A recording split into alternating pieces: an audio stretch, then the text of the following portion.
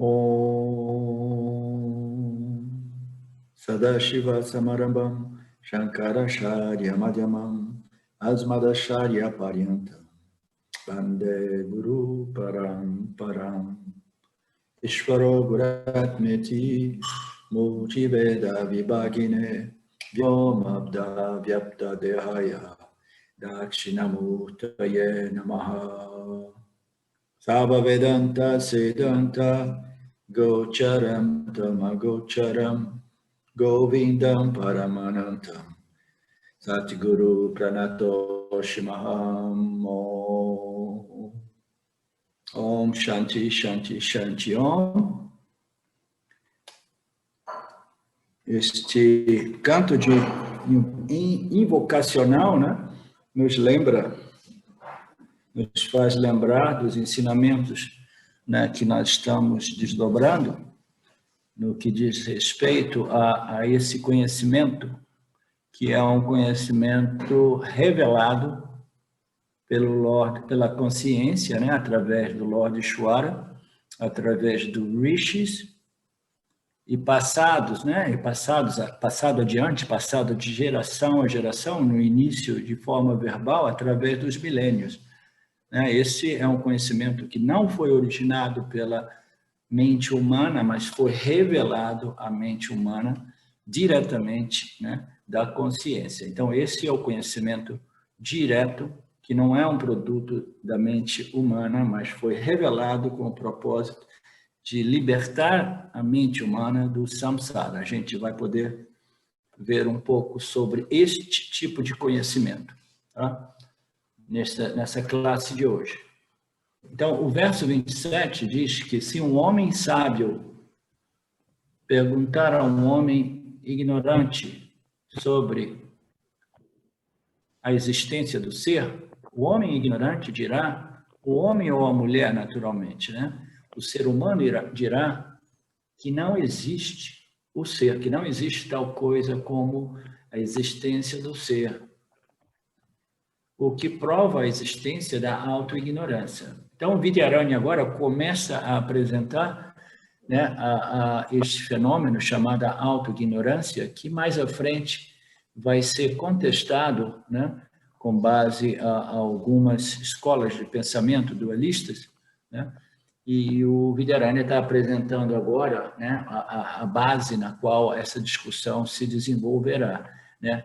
Ele diz que se um homem sábio chegar para um homem totalmente autoignorante e falar, você sabe que existe a consciência, ela é a sua própria natureza e ela é infinitamente livre, independente e ilimitada, ela não se modifica, ela não tem data de nascimento, ela existe sempre. Se um sábio começar a compartilhar, né, essas informações a respeito do ser pleno e limitado, que é a natureza de todos nós, esse homem ignorante, né, esse homem de mente simples e ignorante, dirá que o que você está falando desse ser pleno, original?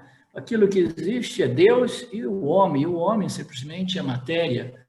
E matéria, ela é limitada, ela é temporal, etc, etc. O homem ignorante dirá que não existe esse ser e que ele não é esse ser. E isso é prova incontestável da existência da autoignorância, né?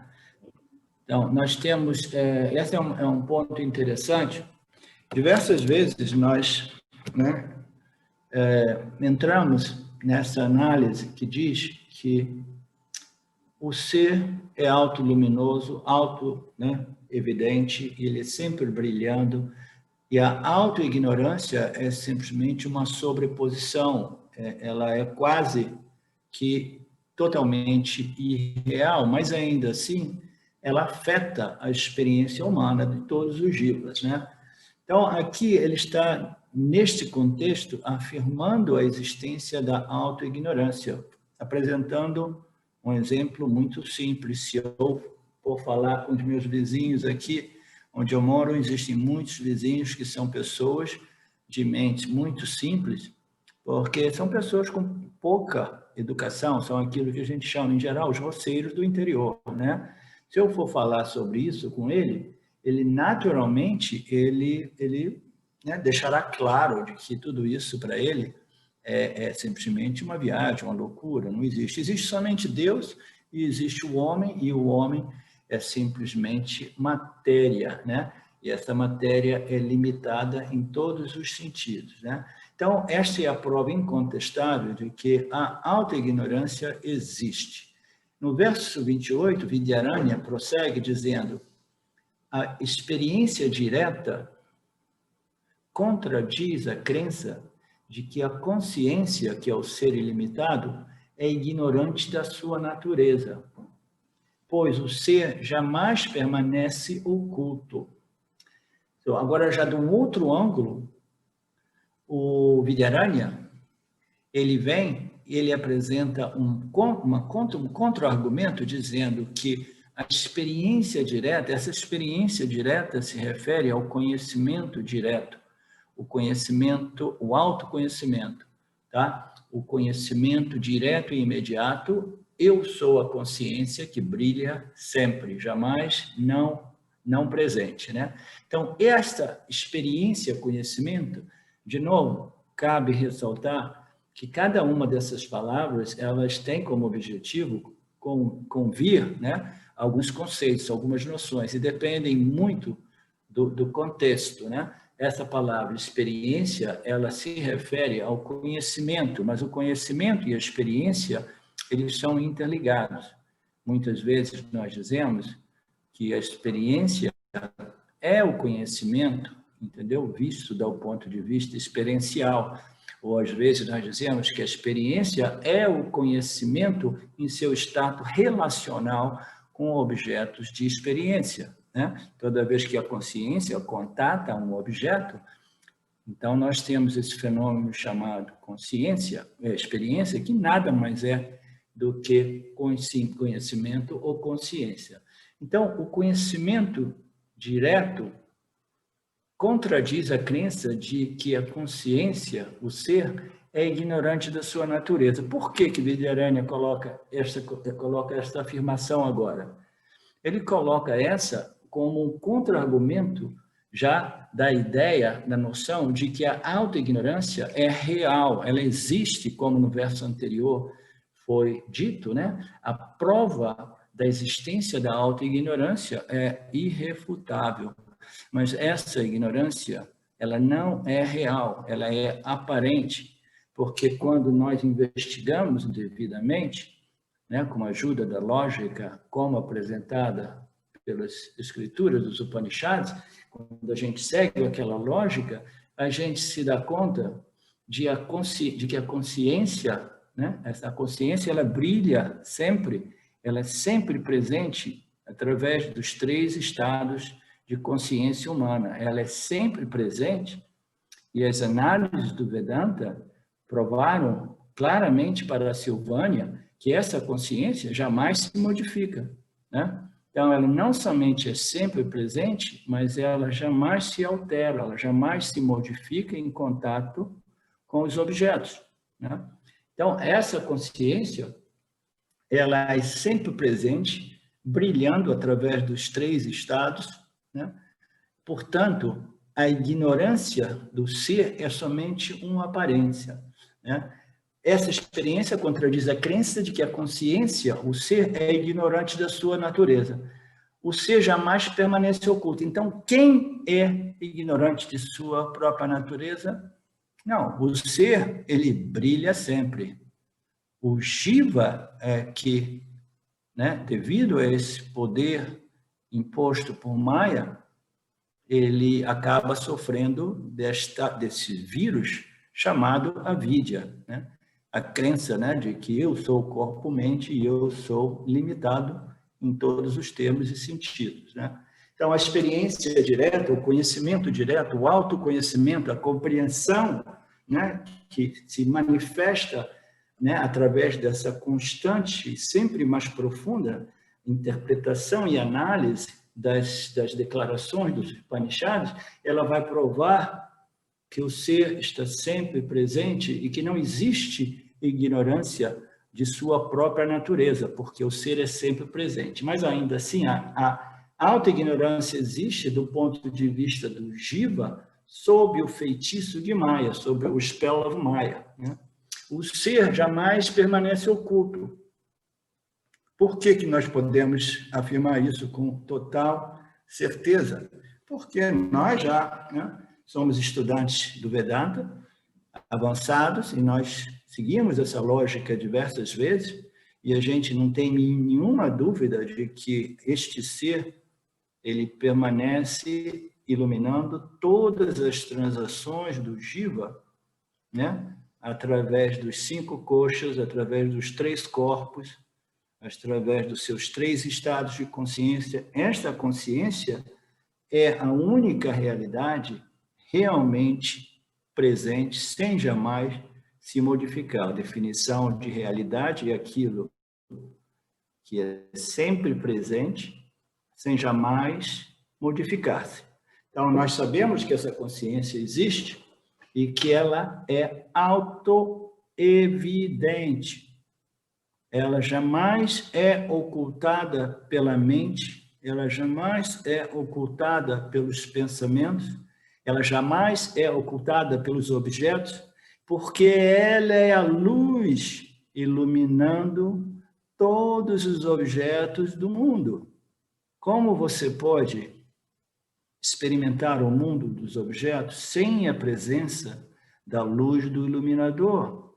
A luz do iluminador é o que nós somos, em realidade, e nós somos tão autopresentes, autoevidentes, obviamente sempre presentes, que basta que a gente siga atentamente a lógica apresentada pelo Vedanta, que a gente tem que tirar o chapéu e dizer assim, naturalmente, como eu não me dei conta disso antes, eu sou a luz sempre presente. Então, ela é jamais ocultada, o ser jamais permanece oculto ou ocultado, como queiramos dizer, né? Porque ele é a luz que ilumina a mente do Jiva e, através dos seus poderes, os poderes de Maya, né? Ele oculta aparentemente a compreensão do Jiva, mas é ele que está iluminando rajas e tamas. Então, essa luz, ela existe além ou antes, né, de Maya, antes de rajas e tamas produzirem este fenômeno chamado avidya, né?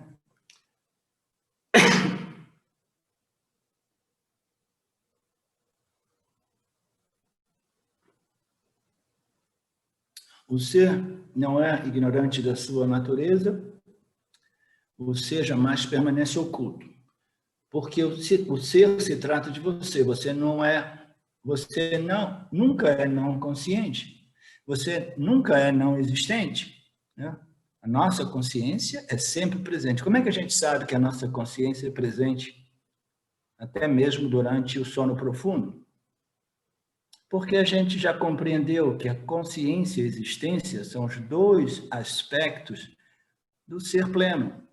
É a existência de tudo e a consciência que cria, mantém e reflete no corpo macrocósmico e no corpo microcósmico, produzindo todos os seres vivos. Então, nós sabemos que essa consciência, essa existência, elas são 2 nomes para o mesmo fenômeno. E durante a noite, durante o nosso estado de sono profundo, muito embora o reflexo da consciência original não seja operativo do ponto de vista da mente consciente do Jiva, né? Ele vai em sono profundo, não existe nenhum reflexo. Consciência refletida é simplesmente não presente, porque a mente, o corpo sutil, desenvolveu uma predominância de tamas que não produz nenhum reflexo. Mas, ainda assim, a gente sabe que a consciência está sempre presente. Por que ela está sempre presente? Porque a gente acorda de manhã, porque a gente vai dormir com total confiança de que a nossa consciência e existência estará presente às 7 ou 8, às 9 da manhã, a gente não tem nenhuma preocupação a respeito disso, né? E quando a gente acorda de manhã, a nossa consciência retorna e a gente pode deduzir através disso que a minha consciência, ela jamais dormiu. A minha existência jamais foi suspensa. A minha consciência jamais foi suspensa. Elas permaneceram ali, né? E devido à predominância de tamas, eu não estava consciente do pensamento eu sou, do mesmo modo que eu sou consciente do pensamento eu sou, no meu estado de vigília, né? Então, aquilo que nós somos é sempre presente, sem jamais se modificar, né? Você é essa consciência, você é sempre existente, você é nunca não presente. Quando alguém diz a você que você é limitado e você acredita, então saiba que você é ignorante de si mesmo, né? Todos nós nascemos dessa ignorância cósmica universal, nós crescemos dentro dela, nós somos ainda mais profundamente programados por essa ignorância cósmica. E se alguém chega, se um sábio chega para você, como no caso do verso 27, um sábio chega para você e fala que você é o ser e você é infinitamente limitado, naturalmente, se você não acreditar, não aceitar, você saiba que você sofre deste fenômeno chamado a vida, a ignorância referente à sua real natureza. Você é ignorante de si mesmo.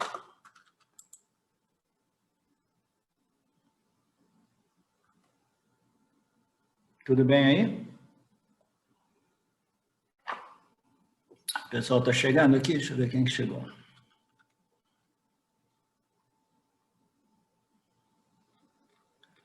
Ok.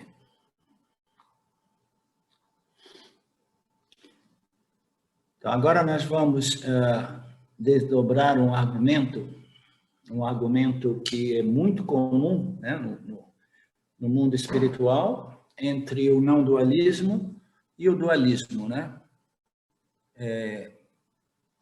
Alguns de vocês talvez não saibam, mas existe até mesmo aquilo que é denominado como o Vedanta dual, o Vedanta dualista, ok? E existem outras escolas, outros círculos espirituais ou escolas de pensamento espirituais, religiosos, que também acreditam que a realidade é a dualidade. Então, aqui nós vamos ter a oportunidade de ver um pouco disso. Então, aqui está um argumento do não dualismo qualificado, que é Vasisha Dvaita.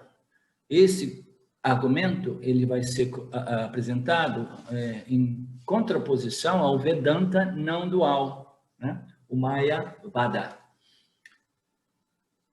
Os argumentos são como segue, né?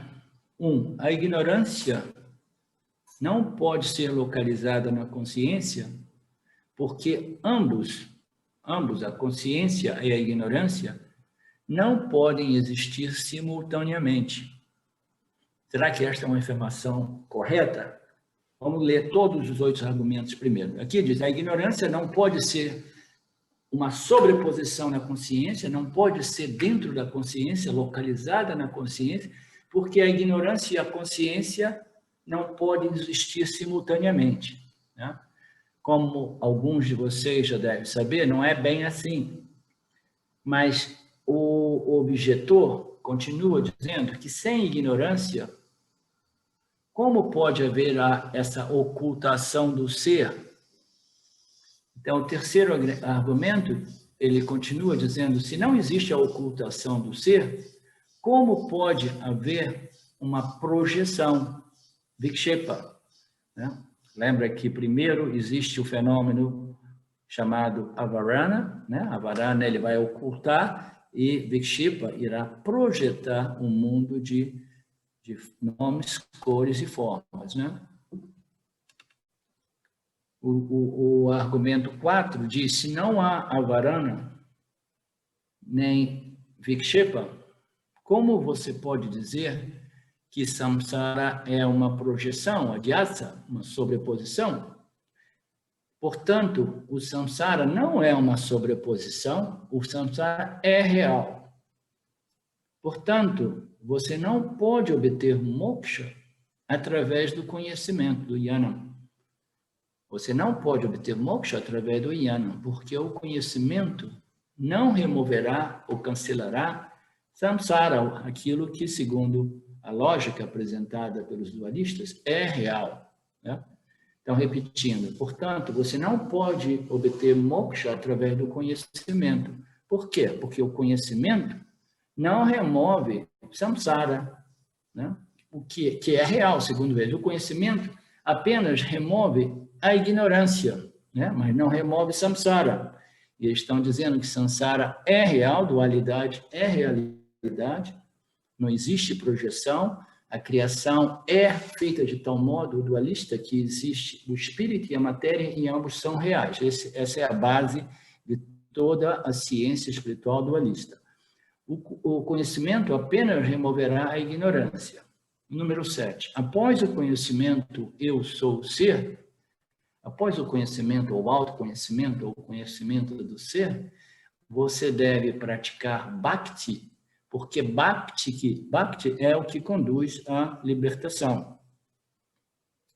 Então, primeiro, faça karma yoga, depois obtenha conhecimento espiritual e depois se torne um devoto de Ishvara, um bhakta. E somente então você será conduzido a moksha. E essas filosofias, uma boa parte delas, elas acreditam que moksha não é possível encarnado. Você deve se tornar um devoto de Deus, e moksha é um benefício, né, que reservado a esses devotos de moksha, devotos de Ishvara, né, mas para o pós-vida, né? São essas filosofias. Então, o argumento, né, ele é simples e lógico, mas baseia-se na noção de que a consciência e a ignorância não podem coexistir, né? É muito simples, mas ele se baseia no fato de que a consciência e a ignorância, a consciência e samsara, a consciência e o mundo, não possam coexistir. Essa é a base. Então, eles precisam dizer o quê? Eles precisam dizer que ambos, a consciência, o espírito e a matéria, o mundo e a consciência, existem, mas existem como realidades. Em outras palavras, a natureza da realidade é a dualidade, né?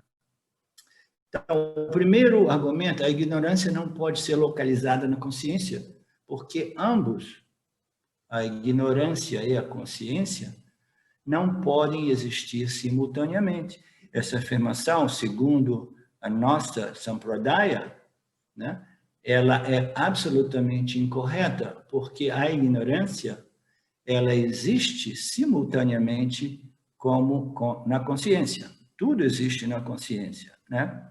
A ignorância ela existe na consciência, mas não como uma realidade, mas sim como uma sobreposição, tal qual a sobreposição da cobra na corda.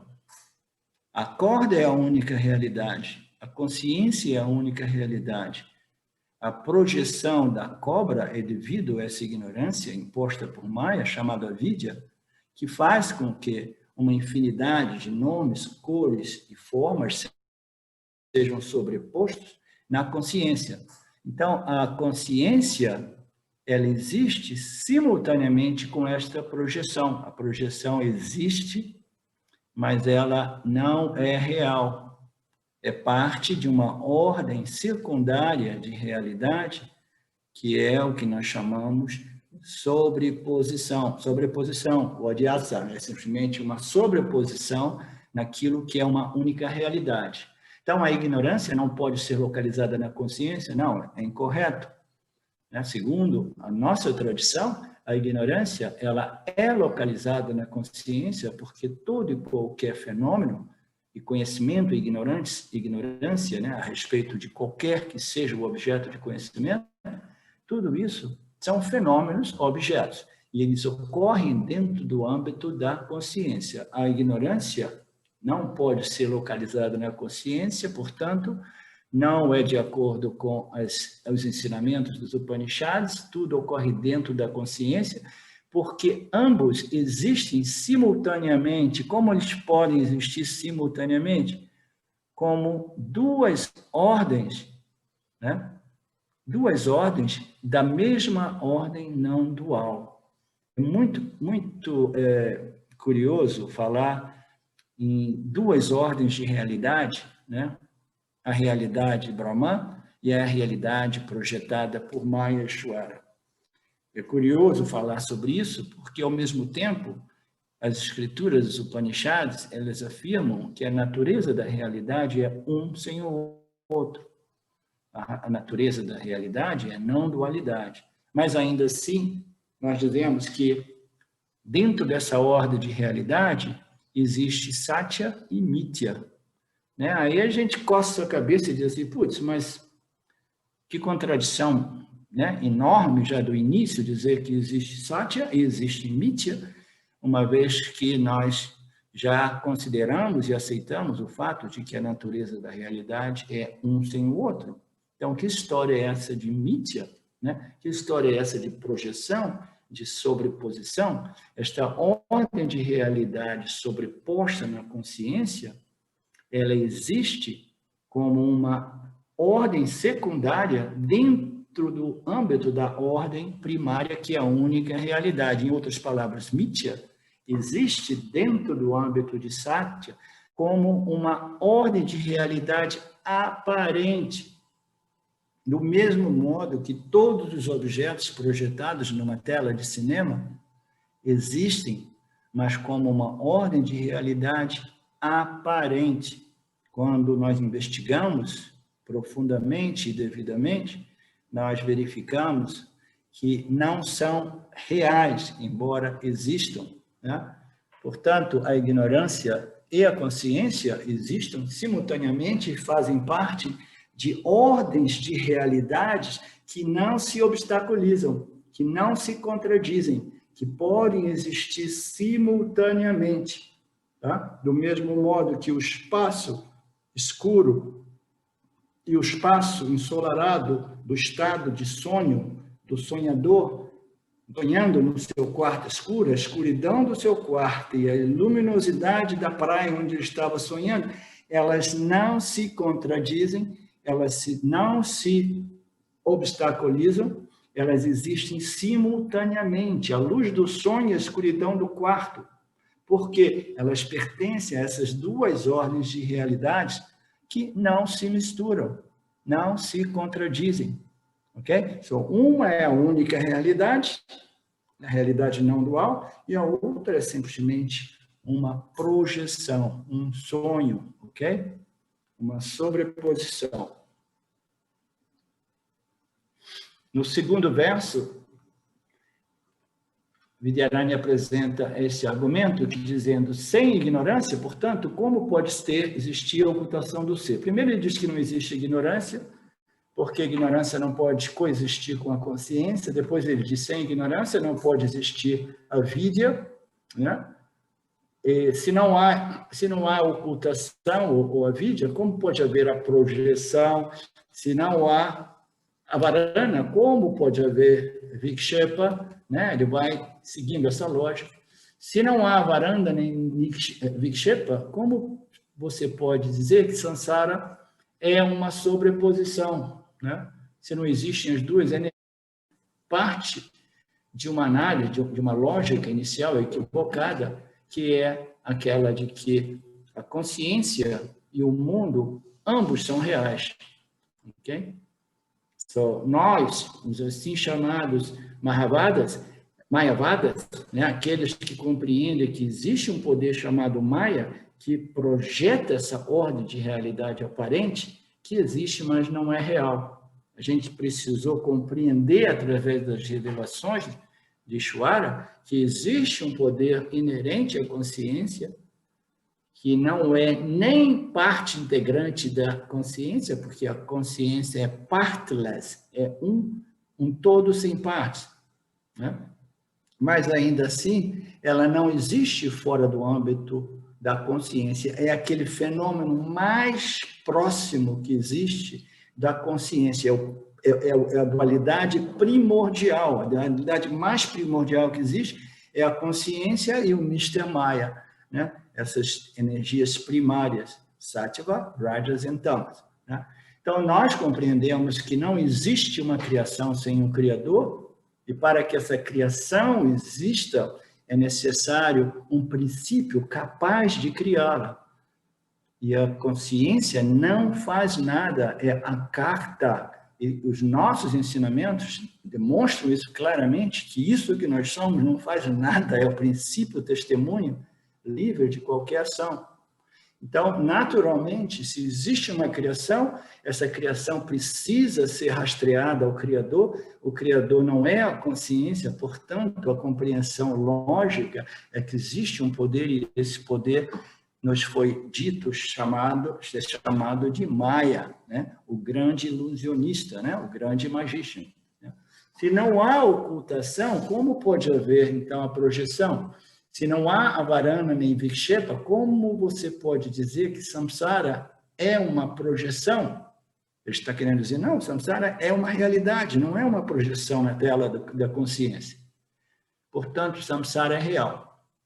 Portanto, você não pode obter moksha através do conhecimento, porque o conhecimento não removerá o mundo. E a gente sabe disso, nós vimos isso nos versos anteriores. O autoconhecimento não remove essa sobreposição.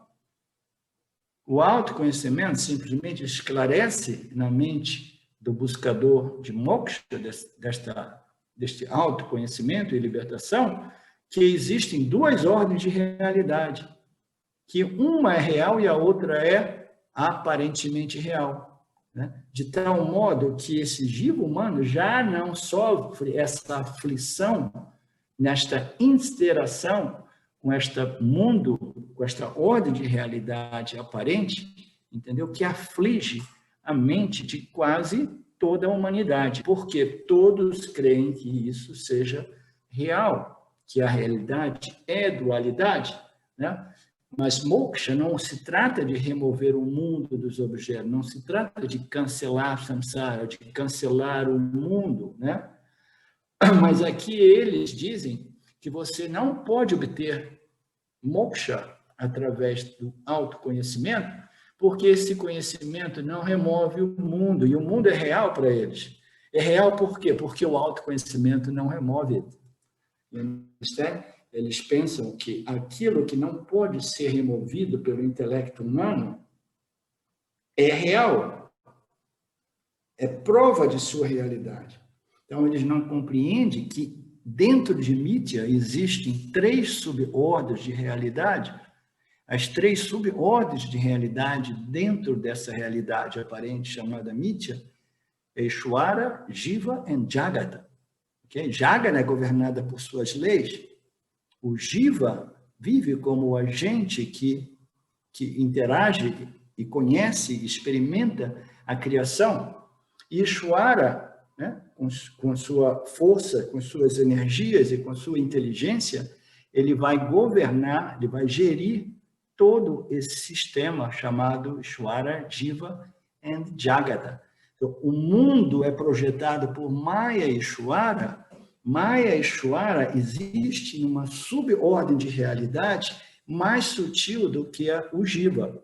O Jiva não tem a capacidade de interferir numa coisa que é a projeção de Maya e Ishvara, porque aquilo pertence a uma jurisdição superior, uma subordem de realidade ainda mais sutil. Então, nós temos Ishvara, nós temos Jiva, né?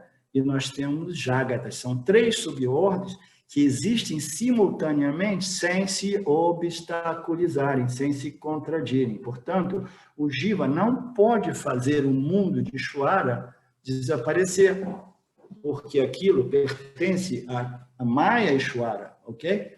Então, são lógicas, todas elas baseadas na total incompreensão de Satya e Mithya e das subordens de realidade que existem dentro do âmbito de Mithya.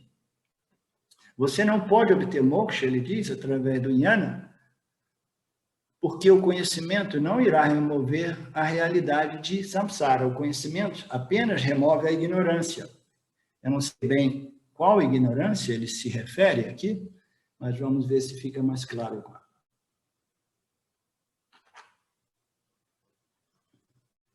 Acho que eu tomei um pouco muito de café hoje. Após o conhecimento do ser, então eles vêm e eles fazem a sugestão deles, né? Você não consegue produzir moksha, ou libertação, através do conhecimento, porque o conhecimento não remove o mundo, o conhecimento vai remover a sua ignorância a respeito de qualquer que seja o fenômeno de conhecimento, né? O objeto de conhecimento. Então, no número 7, a lógica continua dizendo que após o conhecimento do ser, né, se você acredita que existe o ser, e que você acredita que o ser é real, e que o mundo é real, né, a sua visão é a visão dualista, né? Então, se você acredita que existe o ser, e esse ser invariavelmente é visto como Deus, é visto como Ishvara ou Brahman, ok? Então, se existe o ser é alguma coisa outra que você mesmo, e existe o mundo, e ambos são reais, então você deve fazer o quê? Deve praticar devoção pelo ser, por Ishvara, por Brahman, porque somente Bhakti, ou devoção, conduz à libertação, né? Então, primeiro faça o karma, depois obtenha o conhecimento espiritual a respeito de Deus, e depois seja um devoto, um bhakta, né? E isso, então, te conduzirá à libertação, né? Então, eu acho que vocês compreenderam um pouco, compreenderam bem essas noções dualistas, né? E o modo os quais elas se contradizem com a nossa tradição, porque elas são sempre baseadas nesse conceito inicial equivocado de que a realidade é a dualidade e ambos, o espírito e a matéria, são reais, né?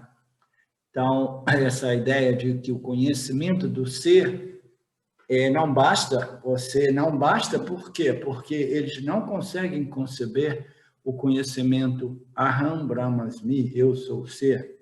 Eles só concebem o conhecimento espiritual a respeito do ser do ponto de vista dualista, de que o Jiva é o Jiva e o ser é Brahman, o ser é Deus. Então, esta dualidade é persistente, é consistente em todas as filosofias dualistas, né? Então, eles não conseguem compreender o conhecimento do ser como eu sou o ser. Isso é heresia para eles, né? Então, você precisa conhecer o ser como este Deus, né? Como este Brahman, essa imensidão, esta inteligência, como quer que seja que eles concebam o Deus, e você deve praticar essa devoção ardente por Deus, porque somente devoção libera. Então, isso parece uma coisa muito distante de nós, mas essa noção, ela permeia quase todo o mundo espiritual. As pessoas acreditam que existe até mesmo um caminho direto para o autoconhecimento e libertação chamado Bhakti, ok? Então, diversas pessoas me contatam perguntando isso, mas e o Bhakti, né? Então, o Bhakti, ele não é um caminho espiritual e ele não conduz ao autoconhecimento, porque o Bhakta é preso num conceito dualista, né, que sugere a ele de que o ser é alguma coisa ao de fora de si mesmo, outra que de si mesmo, distante de si mesmo, com quem ou com qual ele deve fazer contato, yoga, contato, né, a yoga do contato. Então, todas essas filosofias são baseadas nessa noção, né? Então, você tem que se tornar um bhakta, e somente então, através dessa devoção, você irá alcançar a libertação. E como eu disse no início, muitas dessas filosofias dualistas, elas vão ao extremo de dizer que esta libertação é impossível neste plano físico. Enquanto encarnado não existe libertação, aqui o máximo que nós podemos fazer é adorar Deus como um princípio totalmente diferente daquilo que nós somos, né? E assim nós podemos manter ou investir na nossa libertação pós-vida, né? Que não é muito distante do conceito cristão, né? Portanto, primeiro, faça as suas ações, depois obtenha o conhecimento e se torne um bhakta. E isso te conduzirá a moksha. O argumento é simples, é lógico, mas baseia-se na noção de que a consciência e a ignorância não podem coexistir. É verdade que a ignorância e o conhecimento não podem coexistir na dualidade, são duas coisas diferentes. Né? O conhecimento e a ignorância, elas não coexistem simultaneamente, do mesmo modo que a luz e a escuridão não coexistem simultaneamente. Se existe escuridão e se nós, né, trazemos a luz dissipa a escuridão porque elas não coexistem simultaneamente. Né?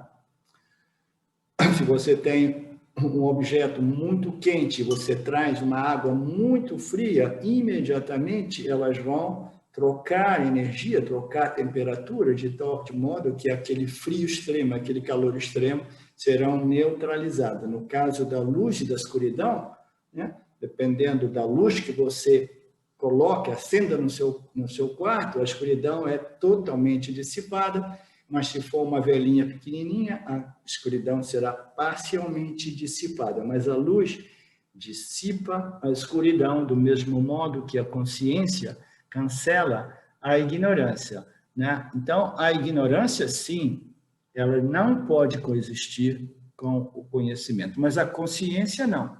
Por quê? A consciência é além do conhecimento e ignorância, né? O autoconhecimento e a autoignorância, né, o conhecimento de qualquer que seja o objeto de conhecimento, existe dentro do âmbito da consciência, né? Como o Randi gosta de dizer, que a consciência é consciente daquilo, eu como consciência sou consciente daquilo que eu sei e daquilo que eu não sei. Eu sou consciente do meu conhecimento e eu sou consciente da minha ignorância. O que isso quer dizer? Quer dizer que eu não sei nada de astronomia. Significa que eu sou alguma coisa outra ou antes do conhecimento e ignorância a respeito da astronomia. Eu não pertenço à mesma ordem de realidade chamada conhecimento e ignorância. Eu simplesmente sou a luz no qual, né, eu percebo, eu testemunho, eu conheço o que eu sei e eu conheço o que eu não sei. Então, o conhecimento e a ignorância, eles se cancelam, eles não coexistem na dualidade, mas a consciência não existe em conflito com o conhecimento ou a ignorância, porque a consciência existe numa outra ordem de realidade, da realidade única, não dual. Existe somente uma realidade única, mas existe com uma sobreposição, que é o que nós chamamos de uma realidade aparente, né? Então, a consciência, ela existe como satya, conhecimento e experiência e ignorância existe dentro do âmbito de mithya. Aí alguns de vocês talvez já estejam pensando, mas se o conhecimento também é mithya, que história é essa que o conhecimento pode liberar o jiva do samsara? Se o conhecimento também é mithya, né? Então isso nos levaria numa conversa, numa análise que vai chegar mais à frente, sobre o que é o autoconhecimento. É um conhecimento direto, imediato e independente dos órgãos sensoriais e da mente. Muito embora ele ocorra no intelecto, ele não é obtido através da percepção, né, sensorial e não é obtido através da coordenação dessas percepções sensoriais, né, através do intelecto, através da mente. É um outro tipo de conhecimento conhecimento direto, é um conhecimento a respeito do conhecedor de tudo que pode ser conhecido, e o que requer um meio de conhecimento, um pramana, que não é os órgãos sensoriais, e nem os órgãos de ações, e nem a mente. Mas nós abordaremos isso nos próximos versos.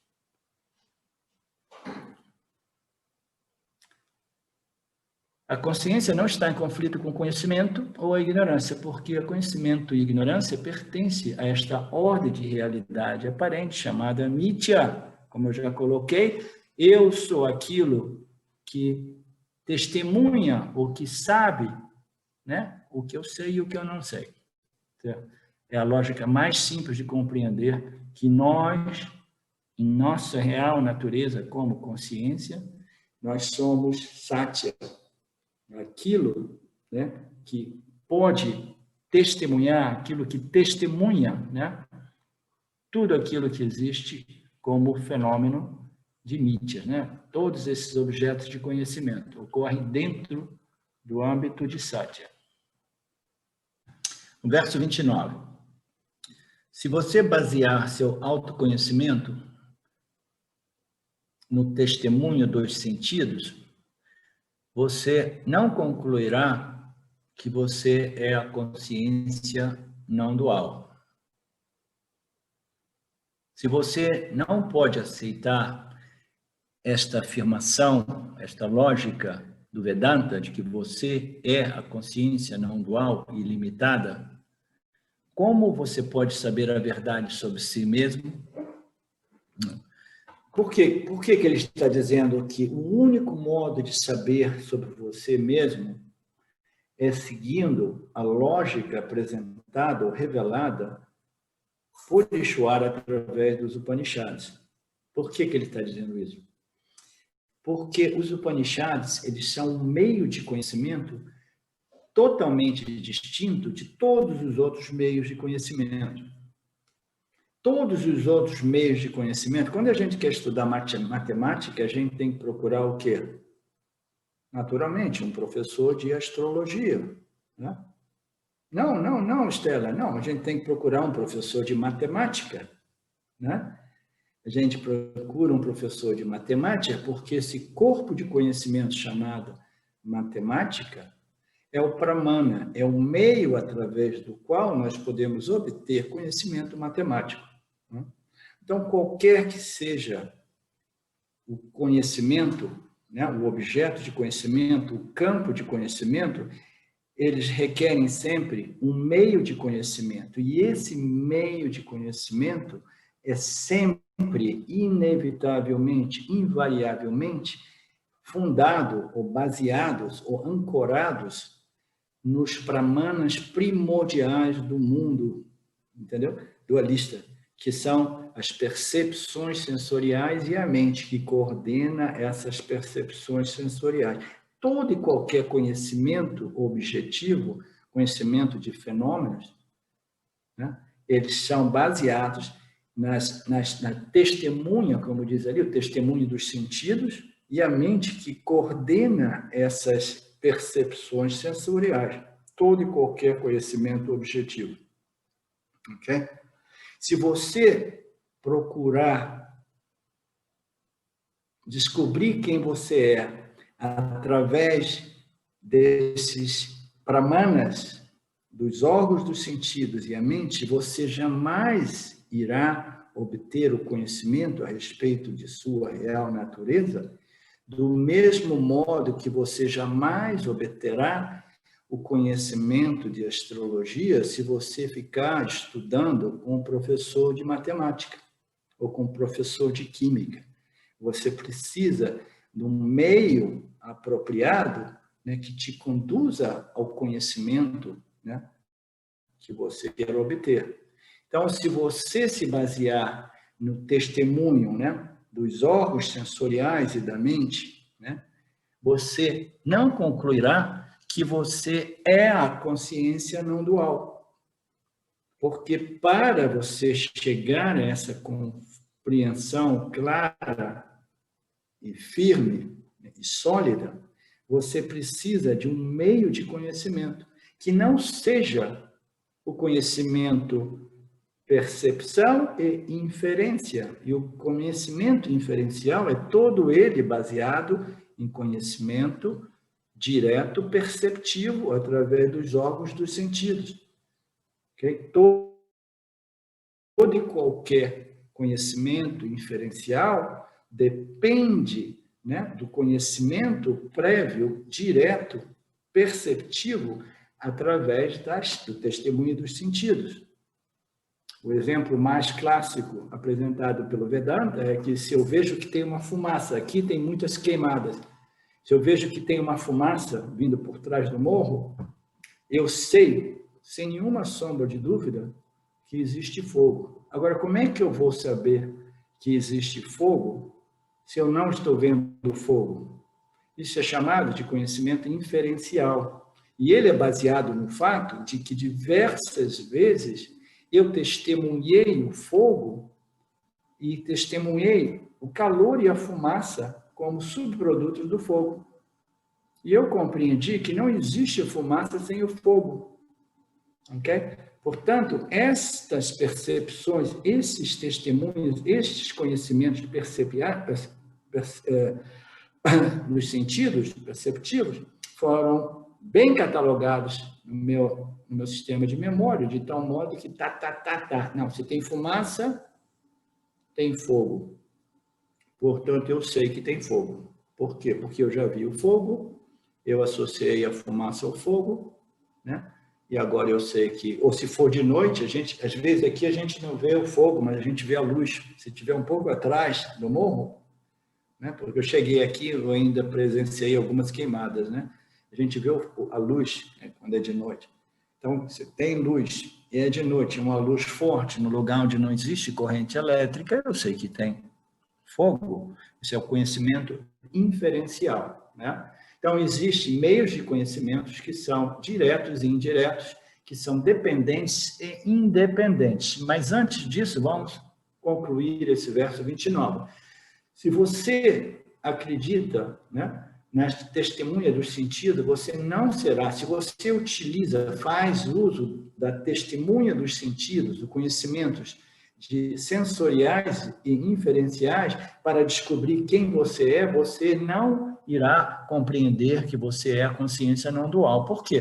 Porque você está utilizando um pramana equivocado. Você está usando um pramana que não é o pramana requerido, o meio de conhecimento requerido para saber quem você é. E por quê? Porque os órgãos dos sentidos e a mente estão voltados para o mundo dos objetos. Se nós utilizarmos os órgãos sensoriais e a mente, que coordena e integra essas percepções sensoriais, cujas percepções estão todas extrovertidas, né, para o meio ambiente, se eu estarei buscando a mim mesmo lá fora, no mundo dos objetos, por que a gente tem que negar os objetos, né? Not this, net, negar todas as nossas experiências, todos os objetos, até que a gente esteja simplesmente, né, convencidos de que a única coisa que possa realmente me representar é a luz dessa consciência que ilumina o meu intelecto, né?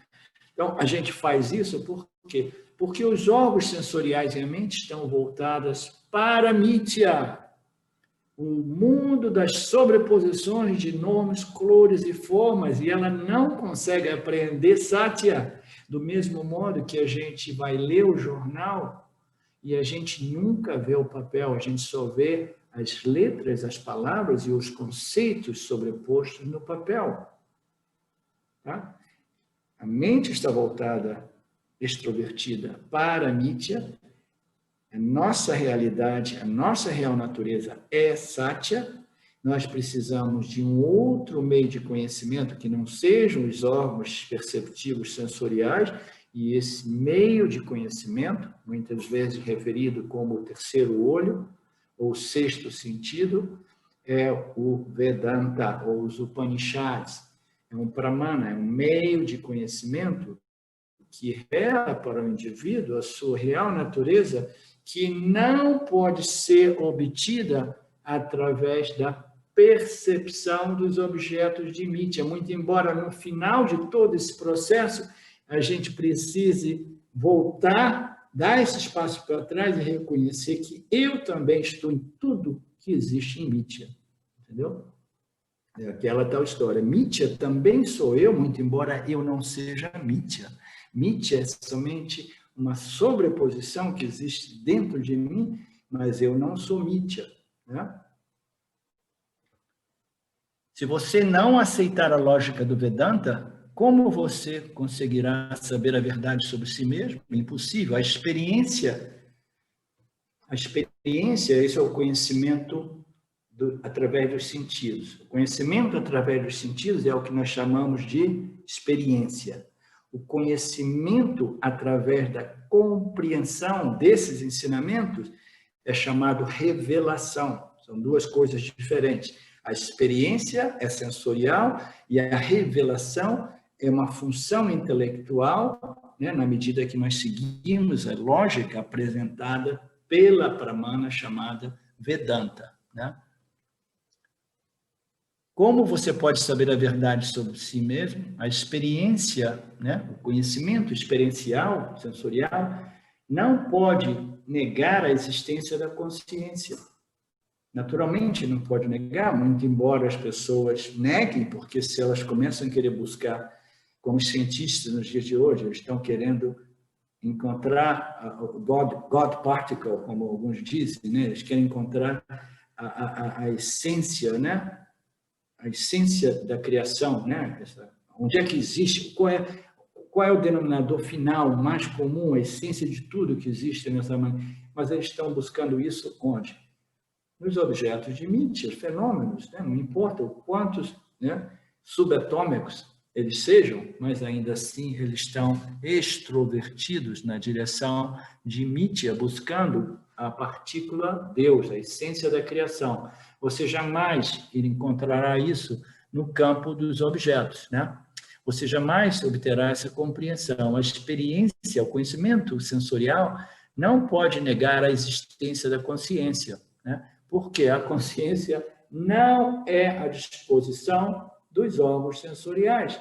Como o Vedanta diz de novo e de novo, a consciência não é um objeto de conhecimento, não é um objeto de conceptualização, a consciência não é um objeto de experiência, ela não pode ser reduzida a um objeto, porque ela é a luz do iluminador que brilha no intelecto humano, e esse intelecto humano começa a buscar por essa luz nos objetos que ocorrem dentro do âmbito desta luz, né?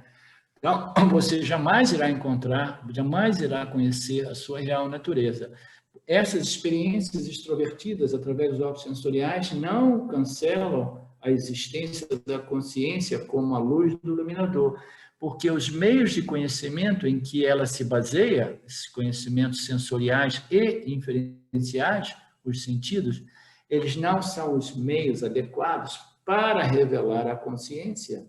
Nós estamos buscando a nossa real natureza em objetos de experiências, e não importa o quanto sutis, o quanto místicos, o quanto esotéricos eles sejam, entendeu? Ainda assim, é uma forma de extrovertimento, é ainda buscando aquilo que eu sou em mídia, né? Não podem revelar a consciência, esses meios de conhecimento sensoriais, porque a consciência não existe dentro do âmbito de mídia, muito embora mídia exista dentro do âmbito da consciência. Okay? Meios de conhecimento, eles podem ser classificados de dependentes e independentes, né? Eles podem ser classificados de diretos e indiretos. O conhecimento sensorial é considerado um conhecimento direto, né? Através da percepção, né? O conhecimento inferencial é um conhecimento indireto, porque ele depende do conhecimento direto dos sentidos, né? Aqui nós estamos vendo uma outra linguagem para classificar os tipos de meios de conhecimento. que nós estamos nos referindo aos meios de conhecimento independentes e dependentes. Os meios de conhecimento são pramanas, né? São independentes ou dependentes. Os órgãos dos sentidos são um meio de conhecimento primário, direto. Primário é importante, essa palavra primário, porque todo e qualquer conhecimento é sempre fundado, baseado no conhecimento primário que nós obtemos através dos sentidos. Todo e qualquer conhecimento é função, é dualista e é uma função dessa dualidade sujeito e objeto, e o sujeito obtém esse conhecimento através dos órgãos dos sentidos.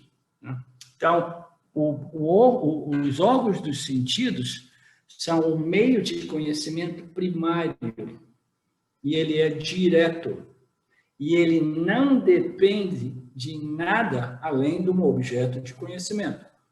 É ele, os órgãos perceptivos e a mente, e bim, e o conhecimento é obtido, né? Ele é primário, ele é direto, ele é independente de outros meios, ele não depende de outros meios, né? E ele serve ao propósito de conhecer os objetos do campo dos objetos. A inferência, o conhecimento inferencial, depende dos dados obtidos pelos órgãos dos sentidos. Então, o conhecimento inferencial depende do conhecimento dos sentidos, o conhecimento perceptivo primário. Esse conhecimento perceptivo primário dá origem a todo o conhecimento inferencial, no qual toda a ciência que nós conhecemos é baseada neles, né? Toda a ciência se baseia em conhecimentos inferenciais. Se você basear seu autoconhecimento, não. Os meios de conhecimento são dependentes e independentes, os órgãos dos sentidos são um meio de conhecimento primário, direto, independente, já o conhecimento inferencial depende dos órgãos, dos conhecimentos diretos dos órgãos dos sentidos. Portanto, o que quer que seja revelado pela inferência pode ser corroborado ou corrigido pela percepção sensorial, né? Então, todo conhecimento científico, ele é baseado em conhecimento inferencial, o conhecimento inferencial é baseado no conhecimento direto perceptivo, e eles são sempre corrigíveis, os conhecimentos inferenciais, quando, à medida que nós voltamos ou desenvolvemos esses aparelhos, né, mais modernos, que nos permitem compreender o fenômeno de modo mais claro, né? O conhecimento dos sentidos, ele é, nos dias de hoje, extensivamente ampliado através da tecnologia. Todos os nossos instrumentos de percepção, tanto no campo da micro, né, da microciência, da ciência do átomo e das estruturas subatômicas e etc., tanto quanto na ciência da astrologia, né, do estudo dos fenômenos celestiais do universo, nos 4 cantos do universo. Então, os nossos aparelhos modernos nos permitem obter experiências, né, sensoriais diretas, porque esses aparelhos, eles amplificam a nossa capacidade perceptiva.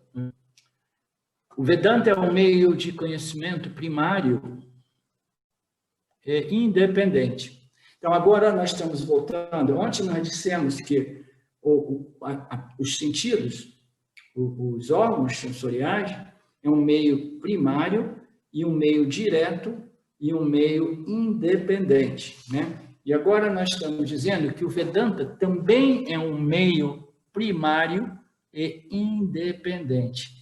Mas ele não se baseia nos órgãos de recepção ou de percepção, mas eles se baseiam em quê? Se baseiam nas revelações, né, apresentadas por Ishvara através dos Upanishads, né?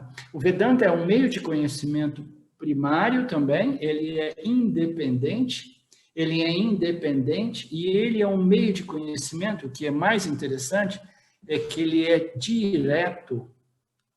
Anteriormente, nós dissemos que o conhecimento dos sentidos é direto, não existe nada entre os sentidos e o objeto de conhecimento. O conhecimento, o autoconhecimento, ele é primário, ele é independente, ele é direto, e nós usamos uma outra palavra para distinguir o conhecimento, o autoconhecimento dos conhecimentos perceptivos, sensoriais, diretos, independentes e primários. Qual é essa outra palavra? Imediato. O autoconhecimento é um conhecimento primário, direto, independente e imediato. Imediato por quê? Porque o objeto de conhecimento, no caso do autoconhecimento, é o próprio conhecedor, é a natureza do conhecedor. E não existe nenhuma espacialidade ou distância entre a minha natureza, entendeu? E esse autoconhecimento, porque eu não estou buscando um conhecimento direto, um conhecimento primário, um conhecimento independente, mas ainda assim de alguma coisa outra que eu mesmo. A gente chama de autoconhecimento porque eu quero obter o conhecimento a respeito daquilo que eu realmente sou. Então, não existe mais a distância entre eu, o conhecedor, e o objeto de conhecimento. Não existe essa dualidade. O autoconhecimento, ele existe através do colapso desse esforço dualístico de conhecer o ser como se fosse alguma coisa outra que eu mesmo, né? Então, o autoconhecimento, ele também é um conhecimento direto, né? Onde é que eu estou? O Vedanta é um meio de conhecimento primário, direto e imediato, no sentido de que não existe nenhuma dualidade entre o conhecedor e o objeto de conhecimento. O conhecedor quer conhecer a si próprio, a si mesmo, a si mesma, ok?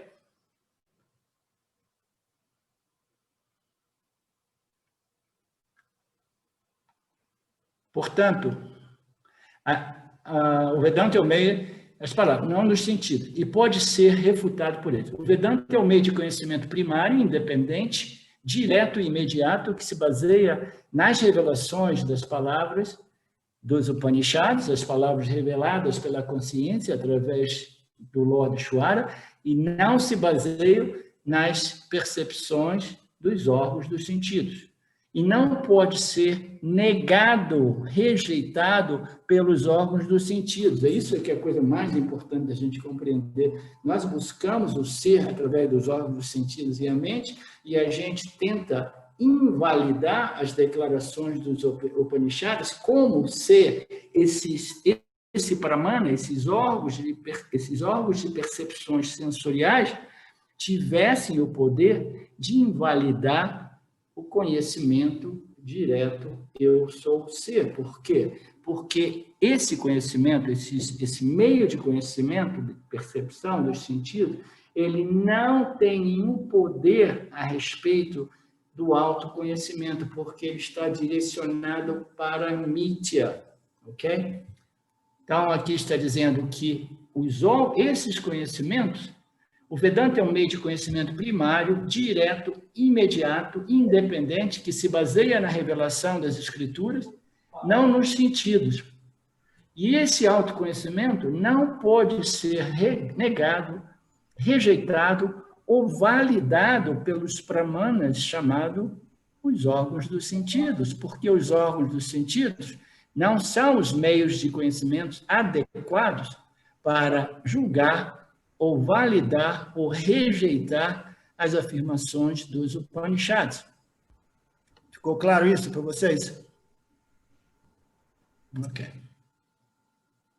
A epistemologia dos órgãos dos sentidos não prova que há ignorância da realidade, porque está situada na realidade mithya, que é uma projeção desta ignorância universal cósmica. Então, se os órgãos sensoriais estão voltados para a mithya, eles estão tentando buscar né, a realidade naquilo que é uma realidade aparente, eles jamais encontrarão esse ser, né? Por quê? Porque ela está focada em mitya, né, esses órgãos sensoriais. Porque está situada, posicionada, focada nessa realidade aparência, que é uma projeção de Maya. Quando você está sonhando, aqui tem uma analogia interessante, quando você está sonhando, você não sabe que está em um sonho, né? Assim, você não consegue sair dele. Muitas vezes, em alguns momentos, né, a gente consiga discriminar esses estados, a gente diz, não, isso não pode ser verdade, isso deve ser um sonho. Aí, quando a gente vê, a gente sai do sonho, né?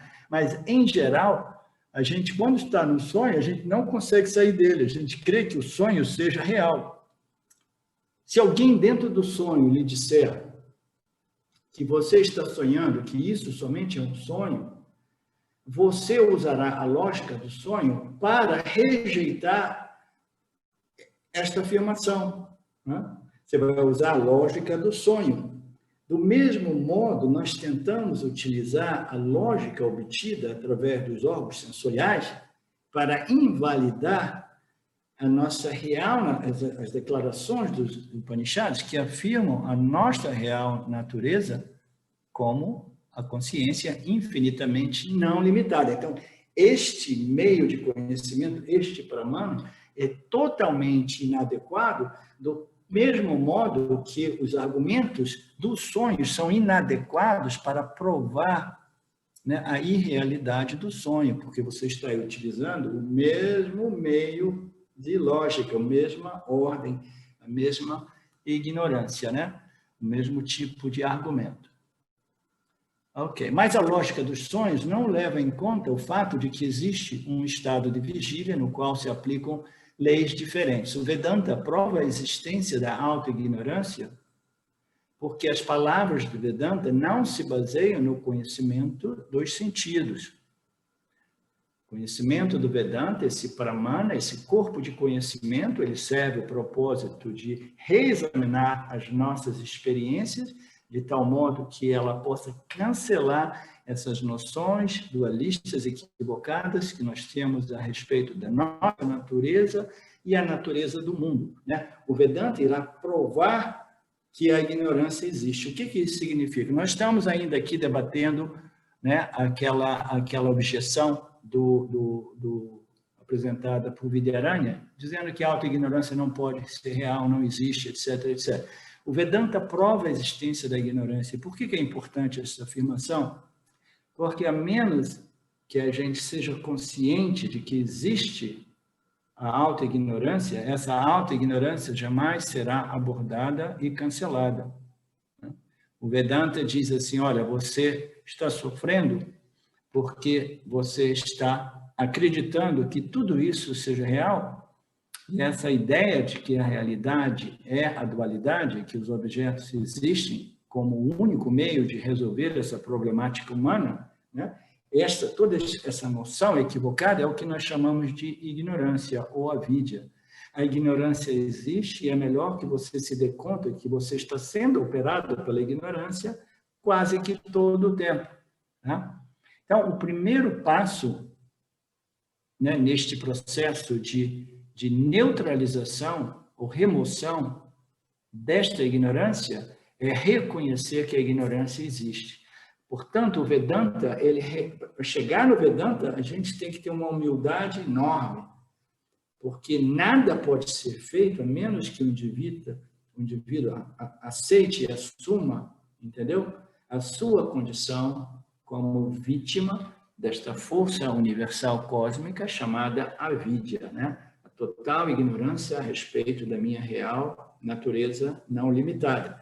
Então, nós precisamos de saber. E o Vedanta, ele vai provar a existência desta auto-ignorância através das suas palavras, né? As palavras vão cancelar essa ignorância, mas para que ela cancele essas ignorâncias, elas precisam trazer a ignorância para a superfície. Esse processo de fazer com que a ignorância saia debaixo do tapete e apareça, entendeu? Muitas vezes é difícil para o buscador da liberdade, porque o buscador está muito investido em diversas noções que são formas espirituais de ignorância, né? Então, você estando muito investido, você protege essa ignorância e você não permite que ela seja totalmente, entendeu? Sob a luz dos conhecimentos do Vedanta. Mas se ela for exposta, a exposição dessa ignorância, se ela for totalmente exposta, como o Vedanta expõe ela, aí somente então nós podemos aplicar a luz na escuridão, nós podemos aplicar o conhecimento na ignorância, e essa ignorância gradualmente ela é dissipada, né? Então, o Vedanta ela prova a existência da auto-ignorância, e através das palavras do Vedanta, né, elas que se baseiam no conhecimento, e ele prova a existência da ignorância porque suas palavras não se baseiam no conhecimento dos sentidos, mas nos conhecimentos revelados pelo Lord Ishvara, né? É o Pramana que nós utilizamos para removermos a auto-ignorância. Eles são baseados na revelação, que é um conhecimento direto, imediato, e direto, original, né? Independente, imediato, que não depende dos órgãos dos sentidos. Então, como a gente obtém esse conhecimento? A gente não obtém através dos órgãos dos sentidos, porque através dos órgãos dos sentidos nós obtemos experiências, e as experiências podem dar margem a boas conclusões, a bons conhecimentos, mas como nós sabemos, as nossas experiências elas são tão boas quanto nossas interpretações das mesmas. Então, as nossas interpretações dependem muito do nosso programa espiritual. No final das contas, o estudante de Vedanta, ele é convidado a deixar de lado as suas noções, seus programas espirituais, e submeter o intelecto a esses ensinamentos que naturalmente irão expor a ignorância e cancelar a ignorância dependendo do nível de qualificação do estudante, naturalmente.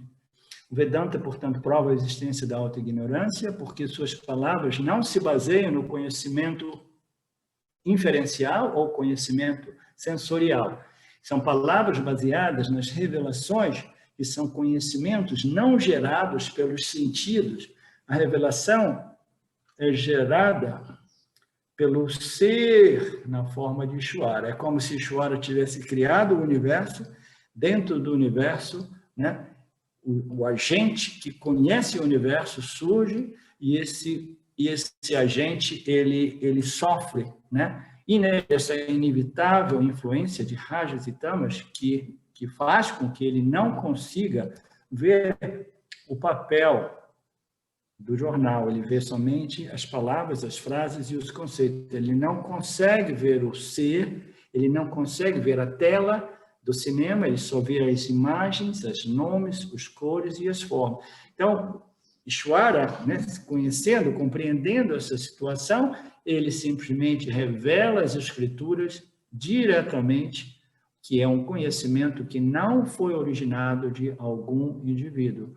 Alguns dos nossos professores afirmam que esse conhecimento védico ele existe desde o início dos tempos. O início dos tempos significa sempre que existam os jivas, os seres vivos inteligentes, esse conhecimento se torna disponível na medida que essas criaturas vivas comecem a contemplar e refletir essas questões mais existenciais da experiência humana, como quem sou eu, da onde eu vim, da onde eu vou, qual é a natureza da minha mente, qual é a natureza de tudo que aparece dentro da minha mente. Então, já vem embutido na criação esse conhecimento, é a forma de Ishvara nos dar uma saída do samsara, mas a gente só naturalmente nós nos sentimos atraídos, né? Nós encontramos esse conhecimento somente na medida que nós cansamos de buscar a libertação em Mitya, nos objetos de Mitya.